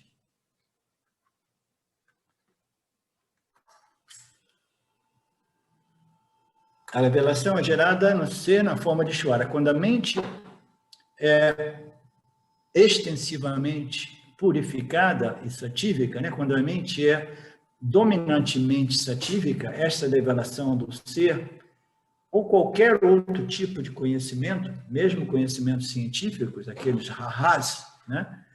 Eles ocorrem quando a mente é muito satívica e ela é muito livre de tensões, né? Quando ela relaxa totalmente, ela simplesmente ela é totalmente reflexiva e qualquer contemplação que tenha sido semeada neste intelecto frutifica como o conhecimento, né? Então, quando a mente é extensivamente ou dominantemente satívica, essa revelação eu sou o ser, ou qualquer outra revelação, potencialmente ocorre. A Escritura diz que o conhecedor eu sou o ser é aquele que atravessou o oceano do samsara. O samsara, como nós sabemos, é apresentado através de diversas metáforas, e o oceano é uma das metáforas importantes, né? Porque se nós estivermos num navio ou numa barca, e se essa barca naufragar no meio do oceano, atravessar o oceano não é fácil. Então, isso serve para ilustrar a vastidão da ignorância, porque o oceano é vasto, né? A vastidão, e o quanto esforço, né, é requerido para que a gente atravesse esse oceano do samsara, né? O mundo do ir e vir, né? Esse samsara chakra, essa roda que continua, né?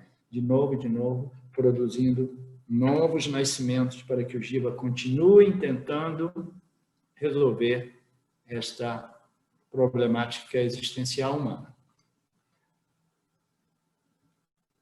Ok. Você falou que tem uma pergunta aí, Marcelo? É relevante o tema? É o Jesus. Você quer fazer pessoalmente ou quer que eu leia, Jesus?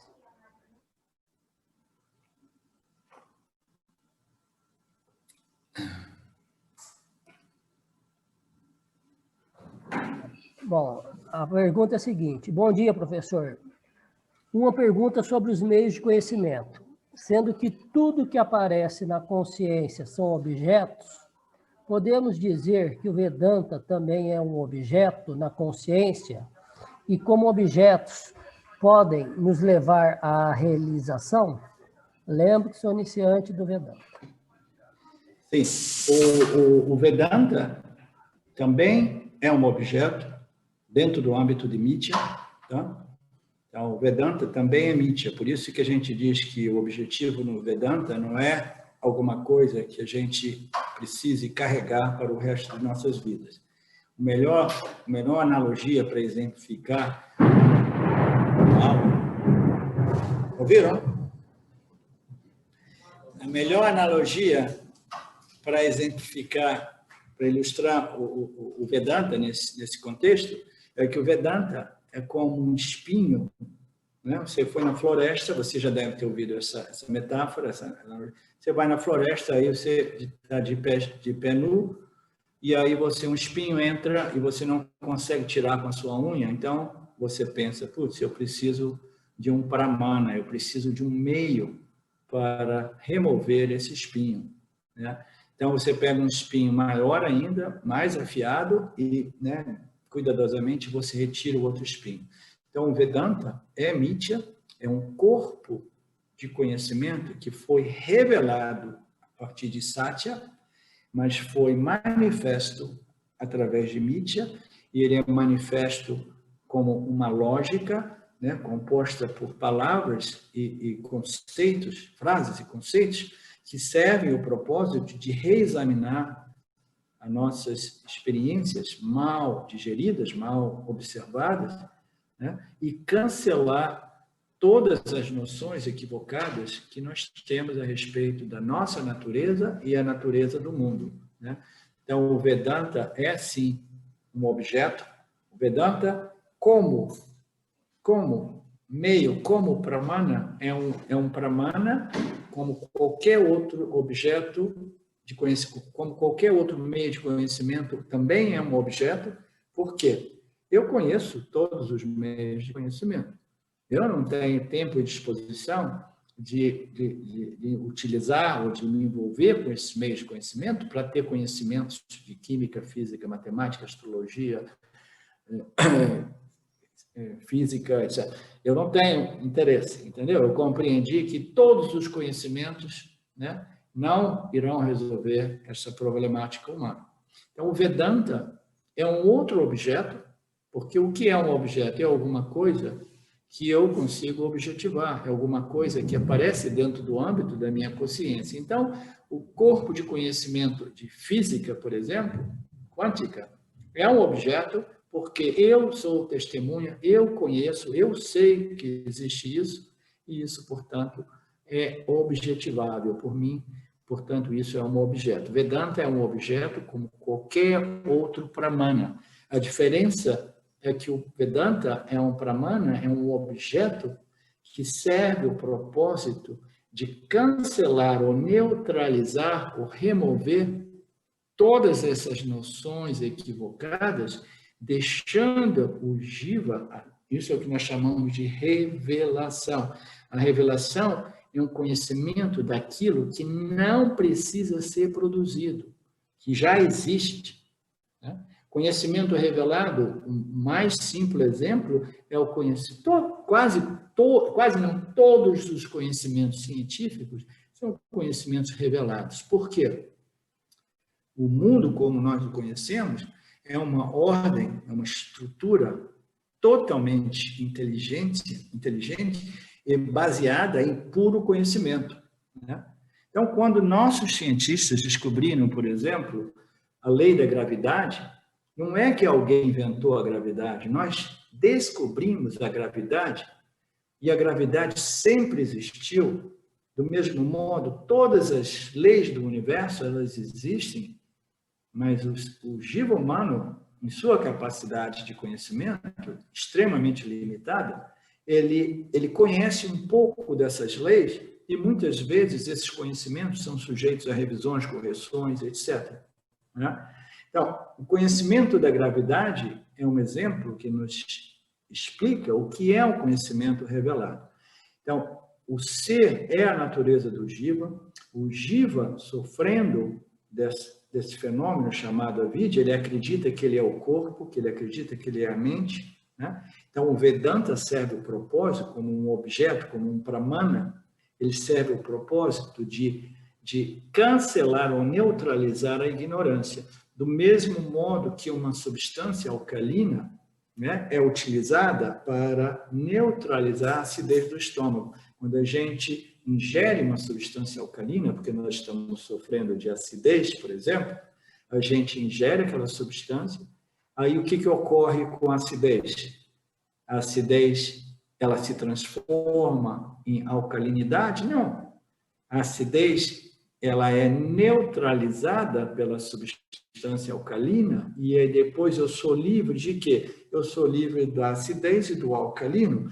O Vedanta serve o propósito de neutralizar ou cancelar essa ignorância, né, pervasiva, né, persistente, né, essa ignorância chamada vidya, né, a ignorância a respeito da real natureza, né, do ser. Né. Essa ignorância ela é neutralizada pelo Vedanta de modo que o indivíduo ele é livre do pramana do Vedanta, que é o pramana do conhecimento, e a ignorância, né? Que é aquilo que nos traz de volta nesta roda do samsara. Então, o Vedanta, como o Alka-Seltzer, ele serve para neutralizar a ignorância, de modo que o indivíduo ele se dê conta da sua natureza, que é além do conhecimento e além da ignorância. Né? Nós vimos, né, no verso anterior, eu sei o que eu sei o que não sei. Eu não sei muitas coisas no mundo da ciência e eu não sei que eu sou ilimitado. Então, se eu quero investigar essa conclusão de que eu sou o corpo limitado, então eu preciso de um pramana específico e esse pramana irá cancelar essa noção de que eu sou o corpo. Aí o que ocorre com o pramana do Vedanta? Ele é descartável, porque ele serviu o seu propósito. O propósito foi revelar a lei da gravidade. O propósito foi revelar a minha natureza ilimitada. Entendeu?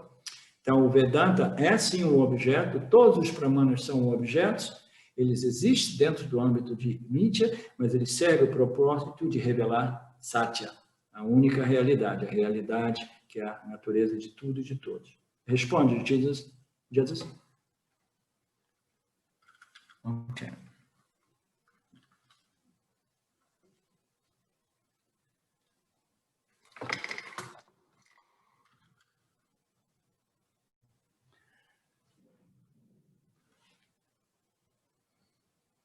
As escrituras não ensinam o autoconhecimento a menos que haja ignorância.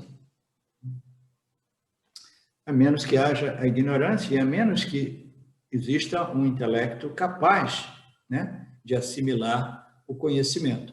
É por isso que não existem escrituras para os pássaros, não existem escrituras para os gatos, os cachorros, as galinhas. Não existe escritura, porque você não somente você precisa de um jiva auto-ignorante, mas um jiva com uma capacidade de inteligência intelectual capaz de assimilar esse conhecimento védico, né?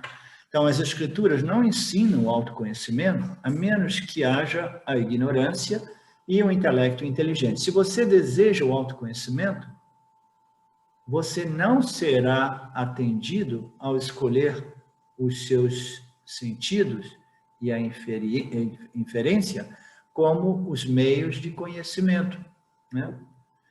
Se você deseja saber quem você é e você insiste, persiste de que eu tenho que saber o que eu sou através da experiência sensorial, então você jamais será, como se disse aqui, você não será atendido. Você não será atendido, você jamais vai ficar satisfeito se você escolher os órgãos dos sentidos e a inferência como os meios de autoconhecimento. O Upanishad afirma claramente e assertivamente que você é a consciência ilimitada. Portanto, aceite as escrituras como meio de conhecimento de si mesmo, né? Como a gente sabe, é mais fácil dizer isso, né? Aceite as escrituras reveladas como meio de conhecimento do ser e abandone todos os meios de conhecimento sensoriais, até mesmo os meios de conhecimentos ultrasensoriais, que podem ser obtidos através de epifanias, através da ayahuasca e diversas outras substâncias que alteram as nossas percepções, o intelecto, etc., etc., né? Então, você precisa, para que você seja atendido, você precisa escolher o pramana adequado, né? Que são as escrituras, e não os sentidos e a inferência, né? O Upanishad afirma claramente que você é a consciência não dual, infinitamente não limitada. Portanto, aceite as escrituras. Esse aceite as escrituras não deve ser interpretado como uma imposição. O Vedanta, ele não prega o Vedanta, ele não tenta converter ninguém, nenhumas pessoas que ainda acreditam que a realidade é a dualidade, jamais tenta converter alguém, entendeu? Nós do Vedanta sabemos que somente quando o indivíduo estiver extremamente esgotado, exaurido de tentar encontrar a plenitude na dualidade, ele naturalmente se voltará para os Upanishads, né? Então, quando a gente diz aceite, nós estamos dizendo para aqueles raros indivíduos como nós, né, que já processamos tanto, né, tanto karma, dharma e upasana, né, que já nos preparamos, né, já nos refinamos, já nos, né, de tal modo que agora a única coisa que falta realmente é aceitar e reivindicar a Aham Brahmasmi, né? É uma declaração não de imposição para os iniciantes, mas é uma sugestão para nós, os estudantes avançados, que ainda não aceitamos plenamente e ainda não reivindicamos. É importante notar que este aceitar e este reivindicar somente é possível se o intelecto estiver totalmente satisfeito através da lógica apresentada. Porque a ignorância, ela é complexa, ela é inteligente, ela é sabida, ela é esperta, entendeu? E ela é toda fundada em lógica, lógica fundada, baseada nas nossas experiências não devidamente examinadas, que são reforçadas, né, em todas as culturas nas quais nós vivemos. Então, a nossa ignorância, toda ela fundada em lógica mal examinada. Vedanta é a lógica devidamente examinada das nossas mesmas experiências do dia a dia, que vão provar ao intelecto de que, olha, agora que você está totalmente convencido de que não existe nenhuma falha na lógica apresentada pelo Vedanta, embora essa lógica seja contraintuitiva, porque dizer que você é ilimitado, porque você é a consciência. Então, a primeira coisa que a pessoa diz é, mas onde é que está essa consciência que eu não estou vendo? Então, esta lógica, né, essa lógica que será apresentada, né, ela só vai ser devidamente aceita e reivindicada na medida que nossos intelectos estejam realmente satisfeitos. Quanto mais complexa for a nossa ignorância, quanto mais inteligente for a nossa ignorância, mais lógica vedântica será necessária para neutralizá-la, para removê-la. Uma vez um cara me fez essa pergunta no satsang, isso no início da minha carreira de vedantino, né? Ele perguntou, putz, mas por que o Vedanta é tão complexo? Por que ele é tão difícil, tão complicado? Aí eu virei para ele e falei uma coisa muito simples, o Ishvara botou a resposta na minha mente, eu falei porque a ignorância é muito complexa e complicada. Quanto mais complexa e complicada, mais sabida, mais inteligente, mais esperta ela é, entendeu? Quanto mais o ego for muito, muito esperto, inteligente, etc., mais ele vai querer defender a sua posição, eu sou o ser e eu sou o corpo e a mente, entendeu? Então, quanto mais complexa essa ignorância, maior será a complexidade necessária, requerida para neutralizar essa ignorância complexa, né? Por isso nós temos centenas e milhares de Brahma Sutras, né, que começam a apresentar lógicas, né, extremamente filosóficas, extremamente sutis, para poder entrar mais profundamente naquela ignorância mais profunda e difícil, entendeu? É uma cirurgia. Eu acho que o Alex me falou alguma coisa, parece uma cirurgia, né, Alex? Acho que foi você que me disse isso muito tempo atrás.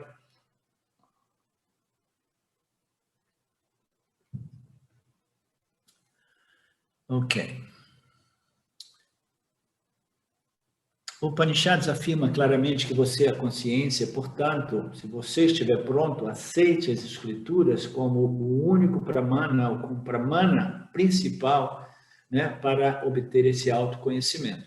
Assim como o conhecimento da gravidade é inevitável, porque a gravidade opera em todos os lugares, e é um aspecto íntimo da nossa experiência humana, o autoconhecimento é inevitável, porque o objeto de conhecimento, que é o ser, está presente, iluminando todos os lugares, iluminando todas as experiências, né? Então, nós somos o ser autoevidente, obviamente, sempre presente em todas as nossas experiências, né?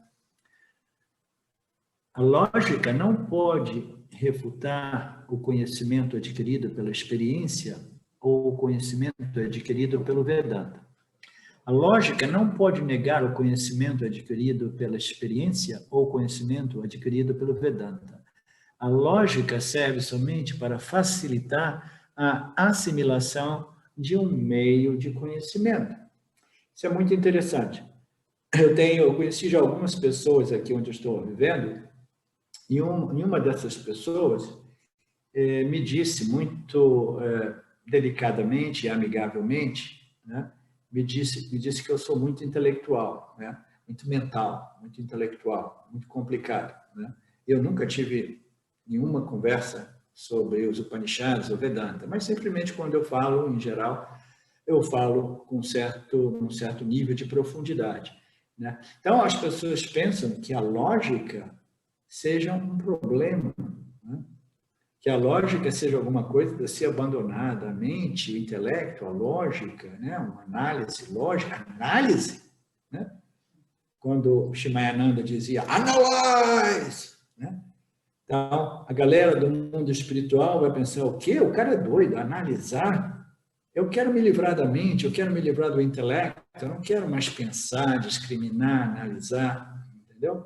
Mas não, nada é possível sem o intelecto, sem a lógica do intelecto, sem essa inteligência humana que precisa reexaminar as suas experiências que o portaram a essa conclusão equivocada de que eu sou o corpo, né?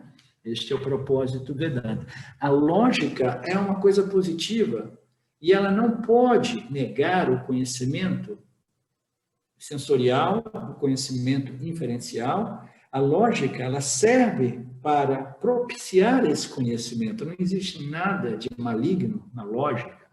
A lógica serve para obter, né, esse conhecimento através da experiência sensorial e o conhecimento direto e imediato revelado pelo Vedanta. A gente precisa dessa lógica. A lógica é um objeto de Mithya que vai cancelar o outro objeto, que é a ignorância imposta por Maya, que são ambas lógicas, uma lógica equivocada e uma lógica fiel à natureza da realidade. Então, a gente precisa de reexaminar as nossas assumptions, né? As nossas conclusões. A lógica serve para facilitar a assimilação de um meio primário de conhecimento. Sem essa lógica, a gente não consegue chegar a alguma conclusão. Sem essa capacidade inteligente, né, intelectual, nada é possível, né? E muitas pessoas acreditam que não, para de pensar, para de ser, né, mental, intelectual, né? Tem diversas pessoas, inclusive algumas pessoas do nosso grupo, né, que de vez em quando que falam comigo e dizem assim, não, eu tô sentindo, eu tenho que ir sentir, eu tenho que sentir. Então, essa noção, ela é tão permeante, entendeu? As pessoas ainda acreditam que as minhas decisões precisam ser baseadas no meu sentir, porque o intelecto humano, a lógica humana, a inteligência humana recebeu uma reputação no mundo espiritual de ser o grande vilão da história, o grande vilão da problemática humana. Mas é exatamente o contrário. Se nós quisermos viver a vida somente guiados através dos conhecimentos sensoriais, a gente vai ficar sempre buscando aquilo que a gente gosta e evitando aquilo que a gente não gosta. Eu quero o que é gostoso e eu não quero o que não é gostoso, né? O que não é prazeroso. Né? A lógica serve para facilitar a assimilação de um meio primário de conhecimento. Como você pode usar a lógica? Como você pode usar a lógica para questionar a existência da autoignorância? O cara estava apresentando uma lógica para dizer que a autoignorância não existe realmente. Você lembra no início? Ele estava dizendo a autoignorância não existe, né? O que existe é que a matéria, que o mundo é absolutamente real, não existe essa ignorância que acredita que o mundo seja real, enquanto o mundo é absolutamente irreal. Não, o mundo é real, não existe autoignorância.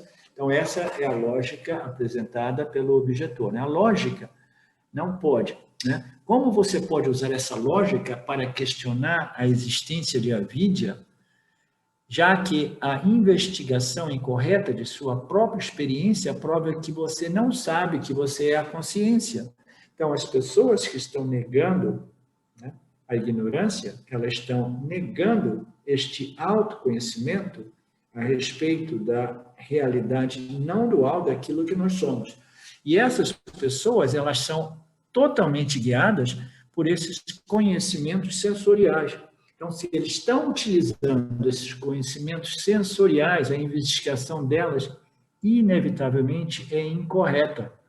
E a própria experiência delas, a experiência que a realidade é a dualidade, que não existe ignorância, que não existe o autoconhecimento não dual, a sua própria experiência prova que você não sabe que você é a consciência não limitada. É por isso que você está tão, né, argumentativo a respeito, né, de contradizer as afirmações dos Upanishads.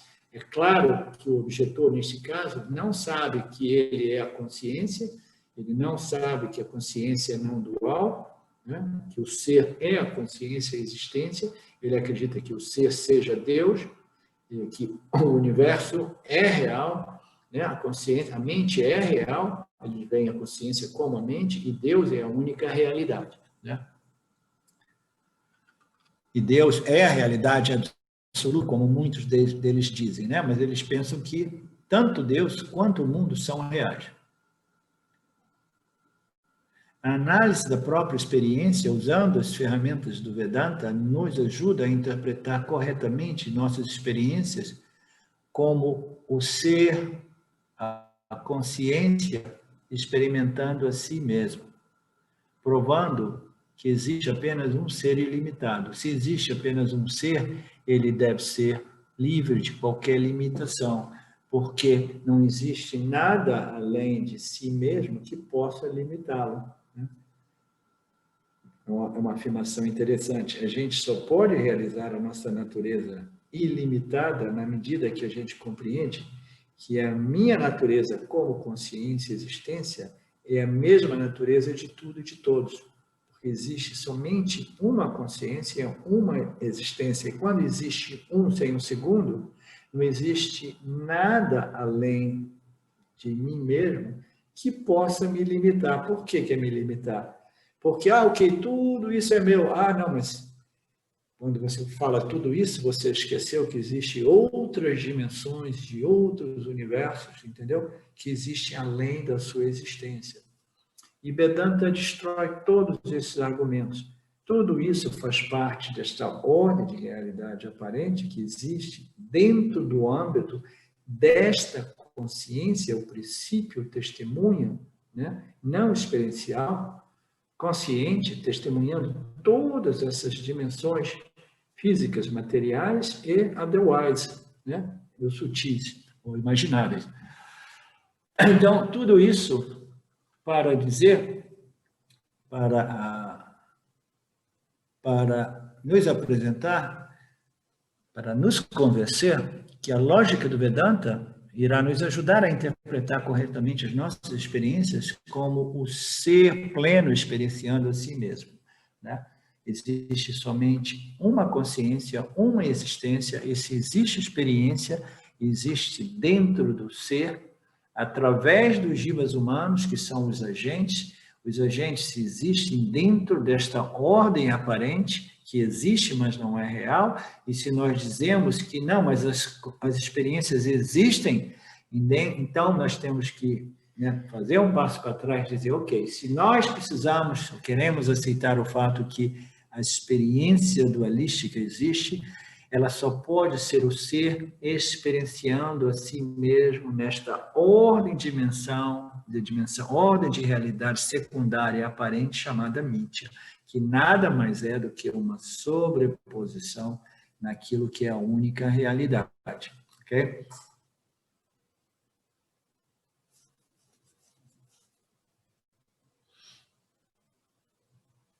O argumento que compara esses dois meios de conhecimento parece implicar que as escrituras são conhecimento que não é baseado na experiência.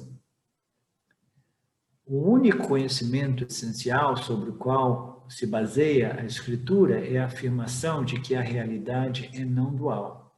É uma questão de experiência que a realidade é não dual, mas somente quando a percepção é suspensa e substituída por uma investigação seguindo, ou dentro da ótica, dentro da luz, seguindo as linhas do Vedanta, das escrituras. Escritura é conhecimento que acontece quando os meios usuais de conhecimento são suspensos por qualquer motivo, e qualquer motivo é interessante, porque este autoconhecimento também ocorre sem o pramada chamada Upanishad.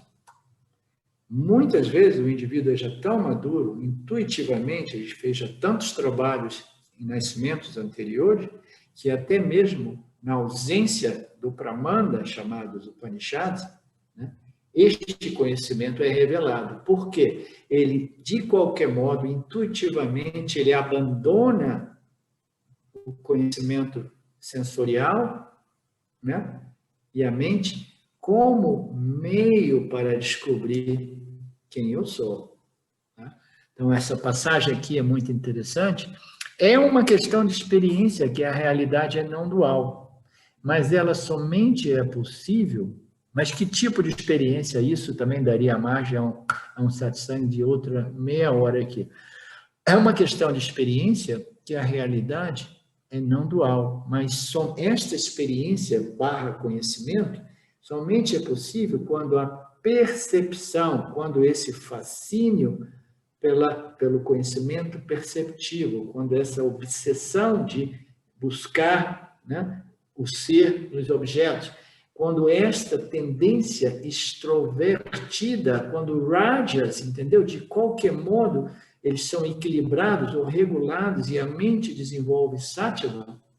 Em outras palavras, quando essa tendência de extroverter os meus meios de conhecimento, né, de modo a obter o autoconhecimento, é suspenso naturalmente, às vezes intuitivamente, substituído por uma investigação dentro das linhas das revelações do Lord Ishvara, né?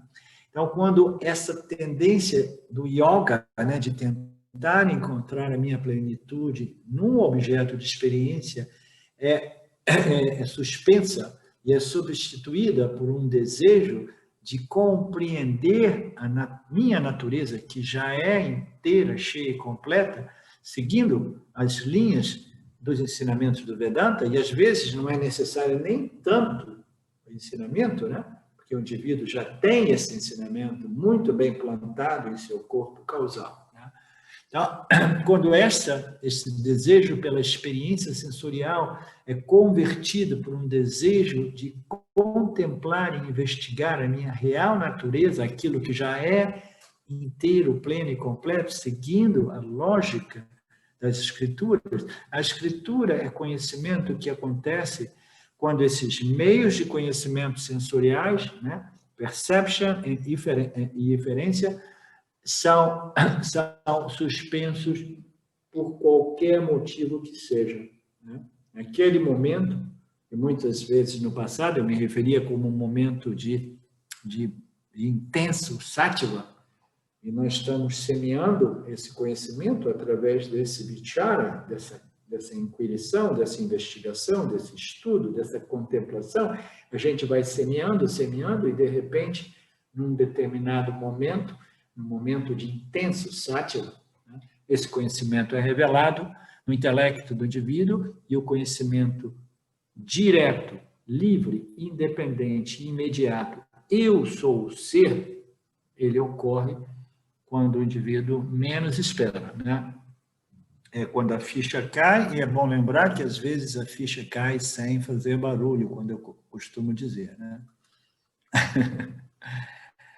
Então, pessoal, a gente fica por aqui hoje.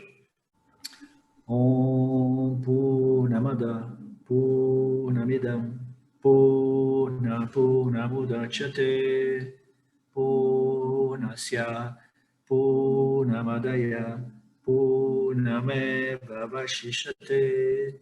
Om Shanti Shanti Shanti.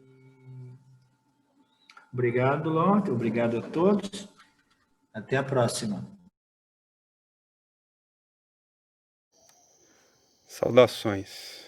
Eu quero aqui deixar um pequeno testemunho. Através do estudo do Vedanta, com os ensinamentos sendo esclarecidos especificamente pelo professor Arlindo Nagar, foram canceladas em mim algumas noções que eram relacionadas com a ideia que eu tinha a respeito de alcançar algo que representasse uma grande realização espiritual. Então o Vedanta fez com que, pela compreensão, a minha mente ela abandonasse o papel de buscador espiritual. E isso para mim foi um marco inicial para uma outra relação com o processo de desenvolvimento espiritual, do qual saibamos disso bem ou mal, é um processo que fundamenta a vida de todos nós. E eu digo isso para estimular todos aqueles que chegam no Vedanta Brasil e entendem que podem se beneficiar da profunda imersão direcionada para o autoconhecimento que é promovida nesse grupo de estudos, que é um grupo que existe graças ao trabalho altruísta do professor Arlindo Nagar, suportado também pelo trabalho voluntário de pessoas que contribuem para a manutenção do grupo de diversas maneiras. E entre as várias formas de contribuir com esse trabalho, as contribuições regulares em dinheiro, elas são necessárias. Então, se você se beneficia do trabalho desenvolvido no Grupo de Estudos Vedanta Brasil, faça uma contribuição. Qualquer quantia é muito bem-vinda. As informações para transferências em dinheiro ficam disponíveis na seção Avisos do nosso grupo no Facebook e serão colocadas na descrição desse vídeo aqui também. Namaskaras.